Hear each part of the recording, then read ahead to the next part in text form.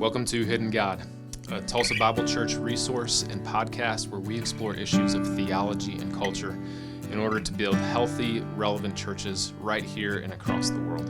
For more information, see our website, tulsabible.org. So I want to give a huge shout out as we start off this podcast, because on our Instagram, if you haven't checked out our Instagram, you'll probably want to check it out. It's at Tulsa Bible. On our Instagram, we asked the question just a couple days ago, pineapple on pizza, yes or no? And we got an abundance of responses to this question. This is actually something that we had been discussing in the office, right? This is big time. It's big time. You know, this is a huge controversy in the office between everyone and Kirk, you know, as to whether or not pineapple should go on pizza. And so we asked the question on our Instagram and we got an abundance of responses. And I would love to give some shout outs here to Leah Bradford, Sam Kelly, Jaden Halverford, Joanna Mason, and Marsha Thrutchley. You are my people. Pineapple, in fact, does belong on pizza. Nice. That's my opinion. Yeah. Yes. And you feel the same? It's the Hawaiian. It's the Hawaiian. I mean, it is such a wanted and desired topping to do the ham and pineapple combination that most big pizza places have called it the Hawaiian pizza. That's right. It is that good. It's that popular. And I mean, honestly, pineapple in general is one of the most unique fruits that I've ever eaten. And you put that on pizza, I mean, anything, honestly, almost anything could go on a pizza. Right. Okay. Right. But this is like the king of toppings. I love Gordon Ramsay, but he's wrong about this one. Pineapple belongs on pizza. Man, the chef, the Hell's Kitchen guy says no pineapple on pizza? No pineapple on pizza. Oh, I used to like him. Yeah. I like his hair.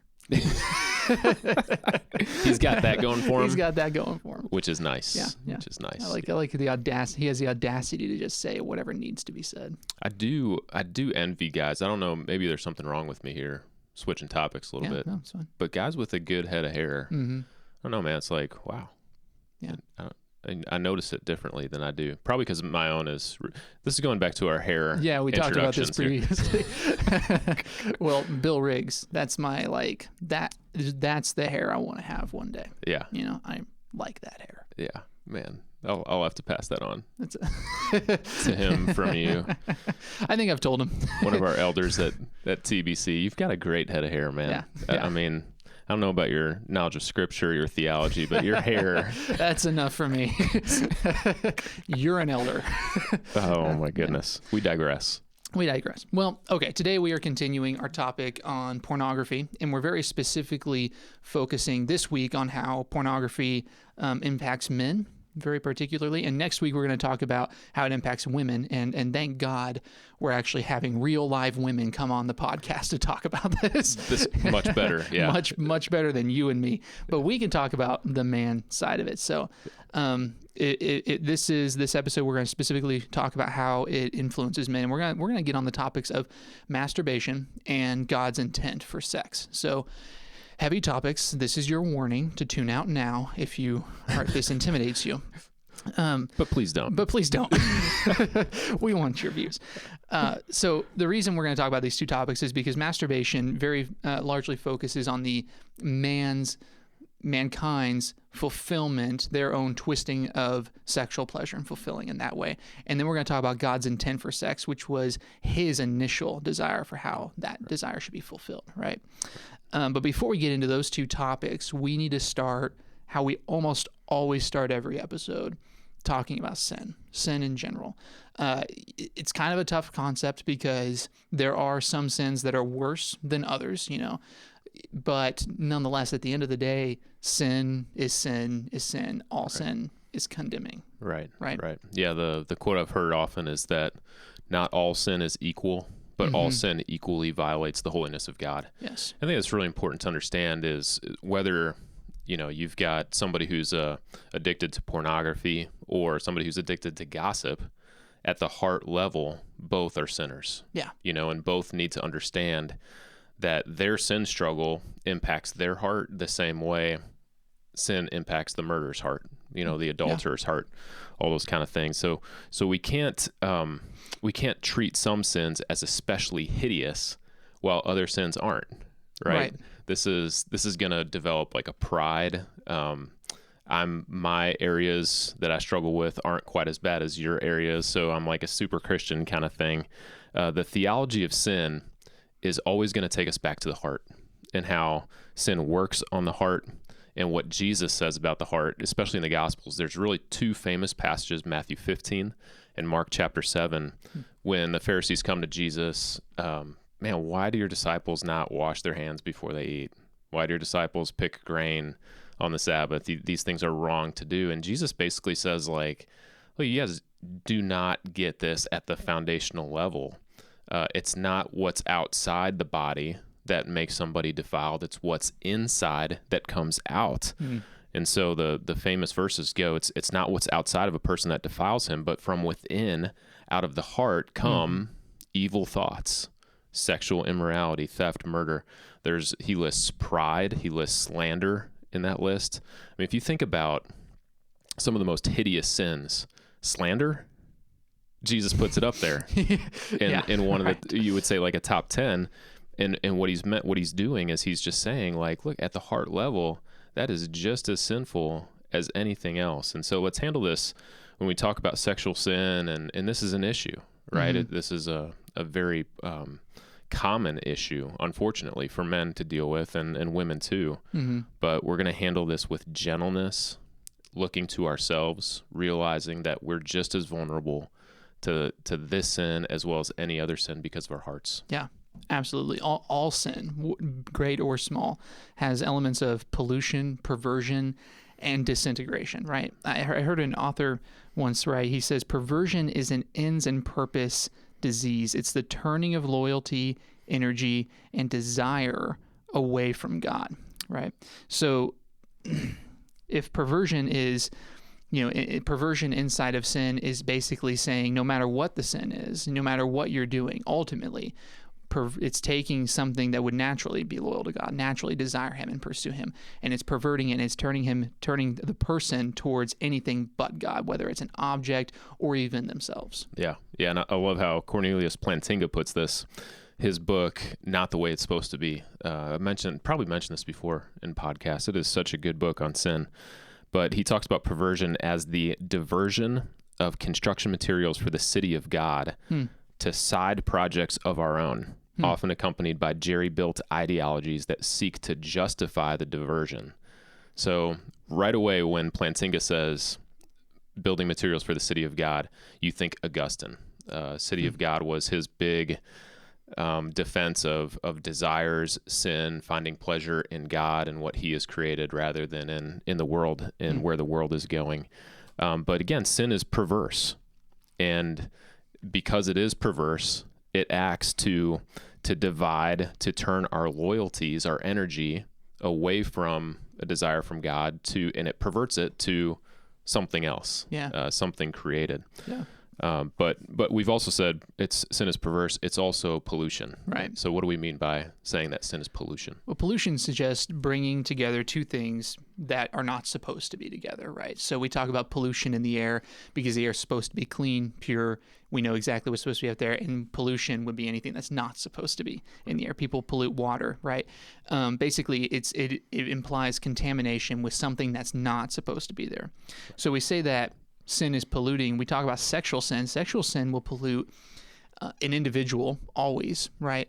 But it could also and will always pollute the marriage as well. Whether you are someone who is married and you're struggling with sexual sin, or you're someone who's yet to be married, but you're struggling with sexual sin. If you will be married one day, then your past sin will still pollute the marriage. It's going to create issues for you. Yeah. And a lot of people struggle with this too, is like, I'm going to get married and my sexual sin issues are going to go away, right? This is going to be the solution. And in reality, in marriage, and you and I both know this, we end up bringing those past things into our marriage, like we're bringing our baggage and our luggage with us, and it pollutes the marriage even from the time before we were married. These things that we've struggled with, we all bring our stuff into it. Yeah. Oh, yeah. And then that's why it's so important that we talk about this. Yeah. Because it's like, as we continue to go on, every generation is getting more and more involved in sexual sin. It's becoming worse. It is influencing everyone. Yeah.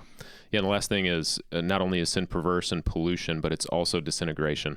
And disintegration by its nature is divisive, right? So just like divided worship destroys worshipers, divided love will destroy lovers, right? And that essentially takes that relationship that God intended to be integrated, male and female, together in perfect unity, and it begins to divide it out and cause division there. Nothing gets to the core of disintegration like compartmentalizing, right? So we, as sinners with a natural bend towards sin, we compartmentalize aspects of our life. You know, I can do this when it's not Sunday. Right. When it's Sunday, I'm going to have this in my life, and we're going to go to church and everything's going to be great. Going to read, study, be with my community of faith. But I put this other part of my life to the side, and that's the one that I'll engage in outside of community, fellowship of the saints, and those things. And that's where disintegration really wreaks havoc on our life. Fascinating. That's fascinating. Really great place to bring that. Man. So let's talk briefly about masturbation. This is going to be fun. Man. Yay. In an effort to prepare for this episode, you and I both read Sexual Detox by Tim Challies. I hope I'm saying that last name right. No idea. It sounds like Challies. Yeah, I could see that. It could be totally Challies. different. But and here's what he says. He actually does, because not a whole lot of sexual purity books will get into this to the level that he does in his book. And for guys especially, I think this is something that is a struggle that everybody's going to have to work through at some point in time in their adolescent or their adult life. And so some people believe that masturbation is actually okay. Yeah. Right. And I've actually heard this before too. In college, had a group of guys that were really close to through Crew, Campus Crusade. And man, we just shared our struggles. It was an accountability group. And there was a time there where, man, the topic was sexual sin. And we were keeping each other accountable for those things and just being honest with each other. Yeah, I failed this week in this area of my life, or I didn't fail this week. But Challies mentions in his book, he brings up this guy, Bill Perkins, right? And Bill Perkins wrote a book, When God and Men Are Tempted, is the title. And he offers in that book 3 tests to gauge whether something is right or wrong. So what are those 3 things? Well, so we should say that Challies disagrees with Perkins. This is Perkins' philosophy, but Challies starts out by saying that he disagrees. And these are the 3 tests. He says the first test is the thought test. The second is the self-control test, and the third test is the love test. If you pass all these 3 tests, then masturbation is not a sin in that case. So the thought test, he said, you ask the question, is masturbation accompanied by inappropriate fantasies? You know, if you can accomplish the task without imagining someone else, someone other than your spouse, then you're in the clear. You've passed the thought test. You know, if you can't, then it's sin. The second test is self-control test. Does the act become obsessive? Can you choose not to do it, or do you have to? This is kind of where you're getting into the very idea of addiction when it comes to the sin. That's a good point. If you have complete control over it and you know that you don't have to do it right now, it's not some compulsion, you've passed the second test. It's so far not a sin. The last test, he says, is the love test. Does masturbating lead to my inability to fulfill my spouse's desires, right? So if you are masturbating and it causes your wife to not be satisfied in those desires, then it's suddenly a sin, because we are supposed to fulfill those desires for our wives. If you can pass all 3 of those tests by saying, no, it doesn't do that, then Perkins would say that masturbation isn't a sin. But Challies disagrees. Yeah. Right? Yeah, and I like where he landed. I want to come back to where Challies landed on that one in this conversation. But again, the question here is, masturbation really that bad? Is it a sin every single time? Right. And after all, you know, I mean, kids dealing with hormones, teenagers, this is a sin that some people will say doesn't harm anybody else. You know, it's completely, we would say, like a selfish kind of thing. And even to compartmentalize selfishness and sin there, I think we're getting off into the wrong arenas and in the wrong direction. But the other argument that you'll hear, which I think is a very weak argument, is that Jesus never talks about masturbation in the Bible. And so if he didn't talk about it, then it's not a sin. Well, I mean, man, if you go down that road, there's a lot of things that Jesus didn't talk about that are sinful. Exactly. I think that's the weakest of the arguments. Yeah. I think that's a great point. And Challies, I mean, he says it most definitely is a sin. Now those very thoughts are like, I've had those. I've struggled with those questions. You know, when I was younger and I was trying to figure all this out, those were my questions. Those were my thoughts. Everything, it must be okay because it's normal, right? You know, those were kind of things I went through. But Challies, he says it's definitely a sin. He says not only does it fail all of Perkins' tests, I mean, how can you possibly go through with that without imagining some fantasy of some sort, right? How could you do that?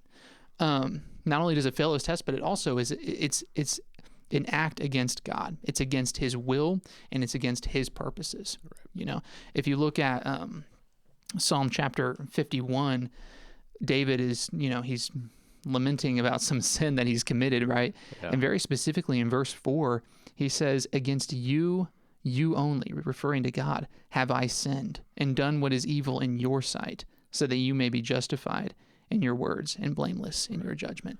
Right. He recognizes that no matter what the sin is, no matter if it hurts someone else, ultimately it's God that he's sinned against. Right. All sin turns him away from God. Yeah. Right? Yeah. And almost every commentator will say what David is confessing there is a sin with Bathsheba. Right. Which was a sexual sin. It was against Bathsheba's husband. Mm-hmm. It was against his wives that he already had.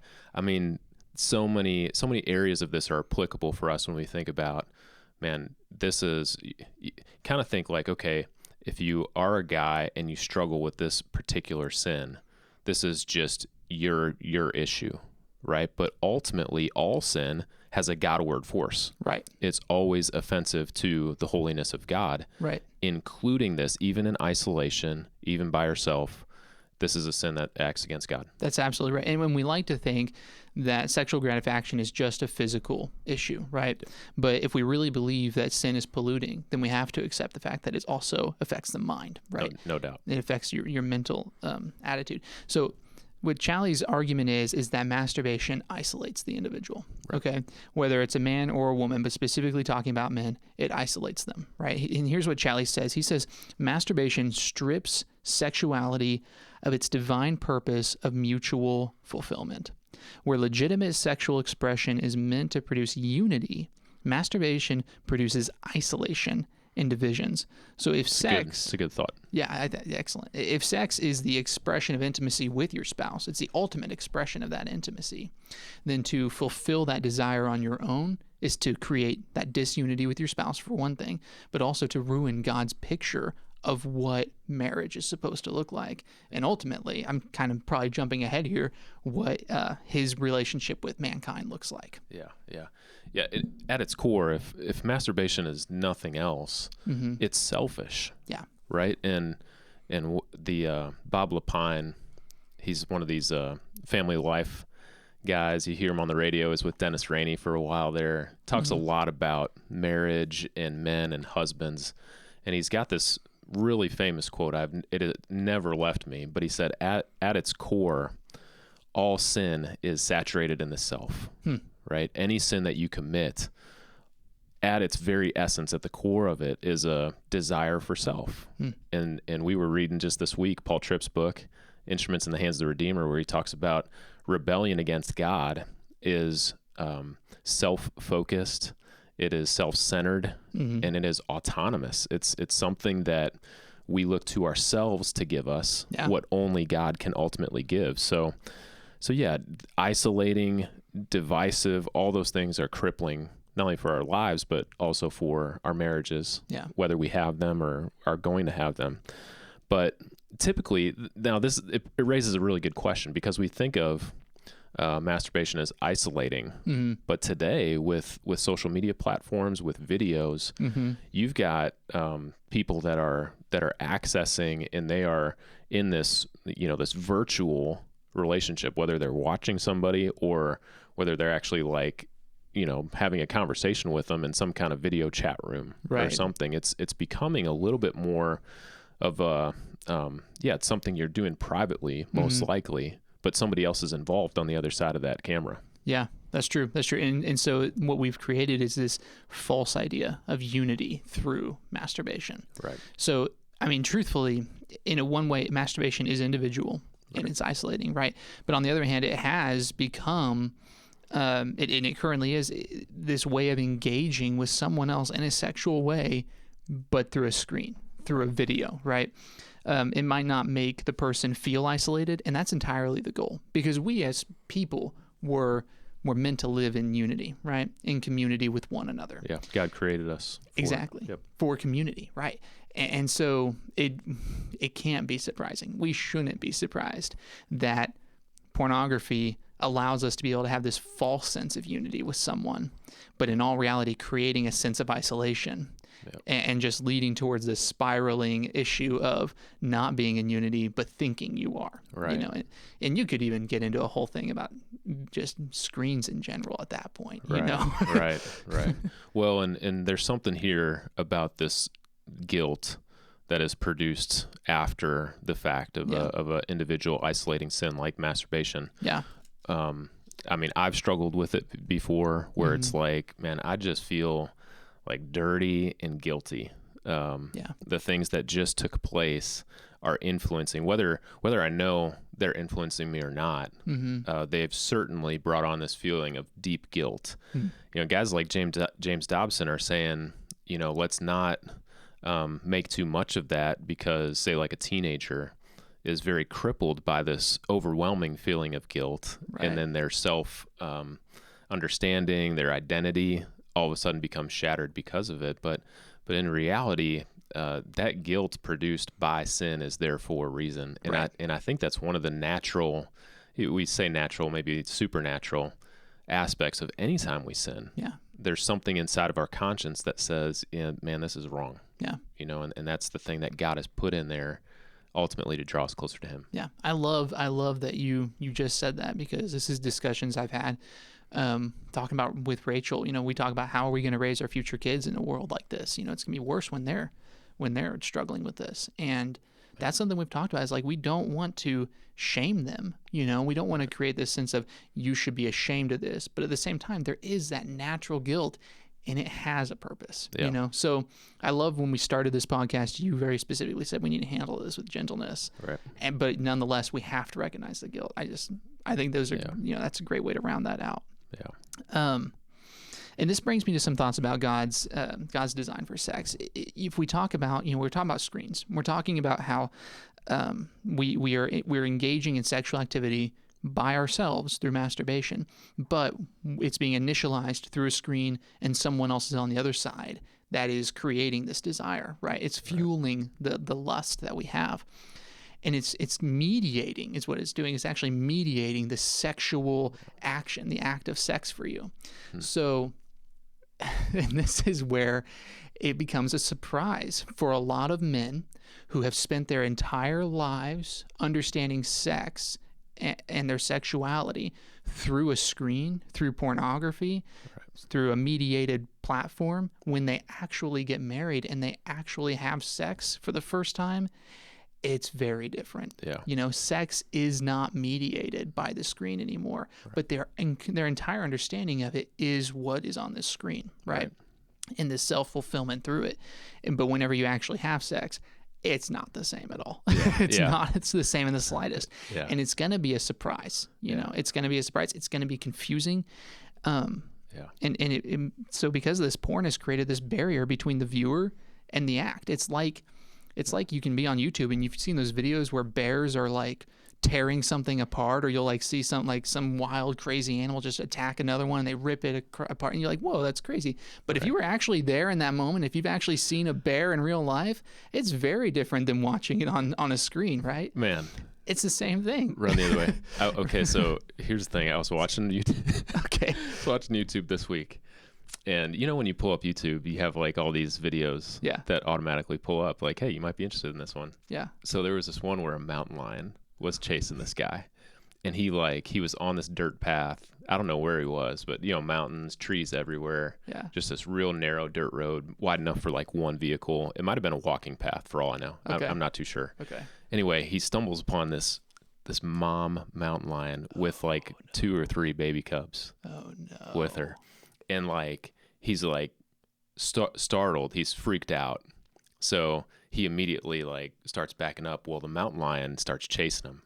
And she's doing this thing where she like gets up on her hind legs and starts prowling and whatever, and chases him literally for like, it must have been a quarter of a mile. Oh my gosh. And just, he continues to try to like bow up on this thing and stand against it. I was like, I would have been crying. Yeah. I would have been like scared out of my mind. in the fetal position, just, oh, don't hurt me. That's insane. Anyway, we're on topic. No, that's great. Man, but yeah, let's here's the thing about this with videos and this idea that we convince ourselves that sex can be mediated and it can't through video. All sin has a tolerance effect, right? And so if the virtual reality of sex was going to fulfill our ultimate desires for that physical pleasure, we wouldn't go back to it over and over again. We would get that desire. Yeah. It would be like, wow, this is amazing. But because that desire is never ultimately fulfilled, here's what happens. We keep going back. Yeah. We keep going back looking for the next thing.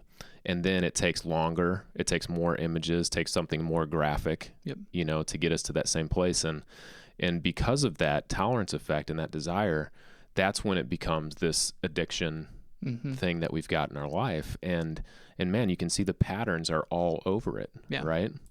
You will be fulfilled so much more, one man and one woman, in your sexual drives and in your desires for that with a real person every single time. Absolutely. compared to a video. And that's just how sex is deceiving. It's the lie of pornography is deceiving at its core. Yes. And that's how it deceives us. But let's end with some biblical thoughts about sex.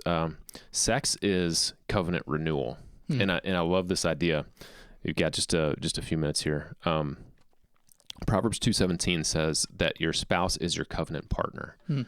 Okay, so when you think about making a covenant with anybody, with God, man, woman, whatever it might be, a promise that you exchange, usually there's always a symbol. So in marriage, it's the ring is kind of the symbol of the promise. But then the covenant is always, there's a formal act that begins the covenant agreement. Right. So in marriage, we would say that you're married when you finalize that covenant with physical, sexual activity between you and your spouse, or however that goes.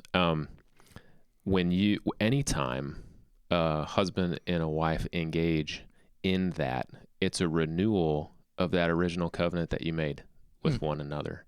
And this is really, it's kind of fascinating to think about this, right? Because you go back to Genesis 2, the man and the woman were naked and they were not ashamed. They were one flesh, are the descriptions you have. And there is a picture of that physical intimacy through sex in this thing that we call marriage and the covenant of marriage. But if Rachel ever, and you guys ever get in a fight and you have the desire, it's happened to us many times. I mean, I can't even tell you how many times it's happened. We have the desire not to be around each other, not to be intimate with each other, not even to want to be in the marriage with one another. And here we are with our own selfish desires that are like tuned up against each other. Some of us, at some point in time, one of us is going to come back and say, you know what, I'm sorry for what I've done. Please forgive me. Let's do this marriage together. Let's unite in it. And even if one partner is like totally upset at the other one, when you engage in that sexual activity, that is you saying, there's only one person I want to be with. There's only one person that knows me the way that you know me. And it brings up that covenant promise that you originally made when you were married. And that's why sex is so powerful, and that's why it gets to our heartstrings like it does. Wow. That's amazing. And that's so true. Sex is, it's the way that we serve our spouse. Yeah. Gary Thomas, he said that sex becomes debilitating when it ceases to be reciprocal.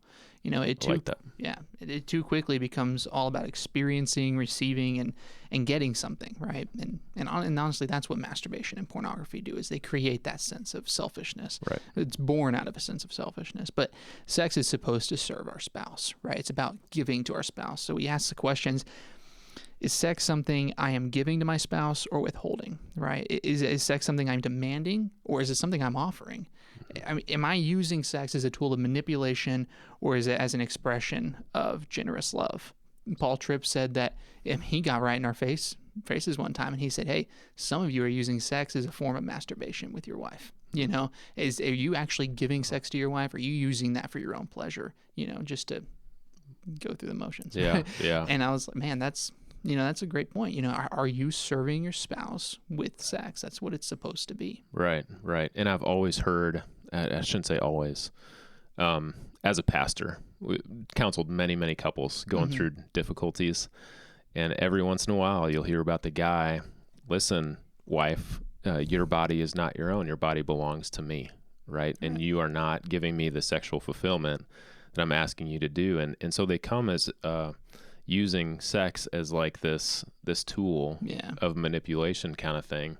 And man, that never, ever, ever, ever goes well, No. right? Like if you're going to love your spouse the way that Christ loved the church, you're not going to demand anything.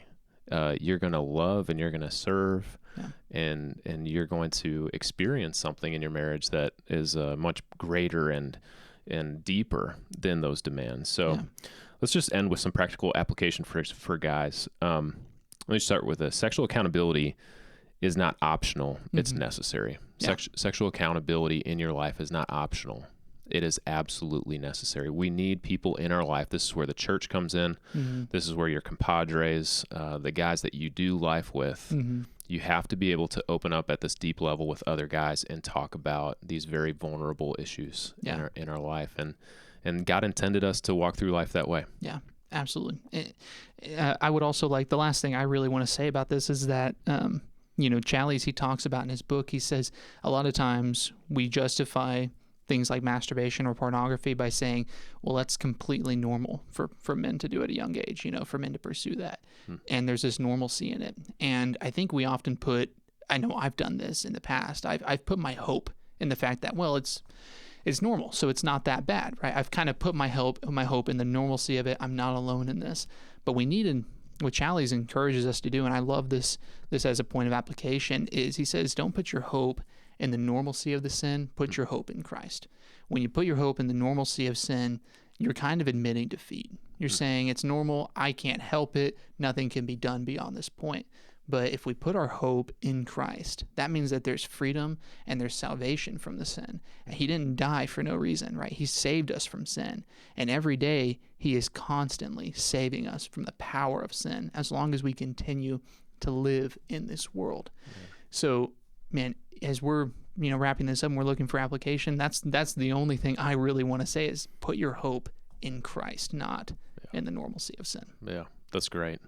And just to add on to your list of questions that you were asking before, I would say if God looked at anything, it looked at nothing but your sex life, if you're married, would he see the reflection of something that's more pagan or more Christian? That question in and of itself makes you think and adjust some things and perhaps even expectations. But I love this, what Challies says. He says, and I want to end this with this comment, but he says, sex is not ultimate, right? Idols begin as good things to which we give too much importance. And the few things that slide over into adultery with greater frequency and greater power than sex. When you look at idols, usually they start as good things. Some of them are pretty innocent things. They become idols when we perceive them as ultimate. I have to have that. If I don't have that, my life is going to be not worth living anymore. And so he makes the point to say, sex is not ultimate. You can't make an idol out of sex. If you do it, it just destroys it from there. And I think that's it's a good thing to think about. You don't get married for the sex. Right. You don't live for the sexual experience. Right. There has to be something greater than that. That greater thing is actually a person. It's actually Christ. Yeah, absolutely. That's such a good way of analyzing your own life, and figuring out where you are in that. Yep. That's excellent. Gonna get some pineapple pizza this weekend. Yeah, I'm going to grab a youth student right now. Maybe that's what I'll recommend. Grab a Hawaiian pizza, man. You can bring a slice back for Kirk. He'd love that. He'd love that. Yeah. Kirk's back there like, oh my goodness. I'm about to mute you jokers. Yeah, I can't believe he puts up with us this much, End this podcast. In this episode. Hey, join us next week. Like Daniel said at the beginning here, we're going to have some female perspective. Join us in on this. And so we want to take 1 week, address male perspective, pornography. Next week is female perspective, and then we'll see where we go from there. But thanks again for tuning in to Hidden God. Guys, have a great week. We'll see you next time.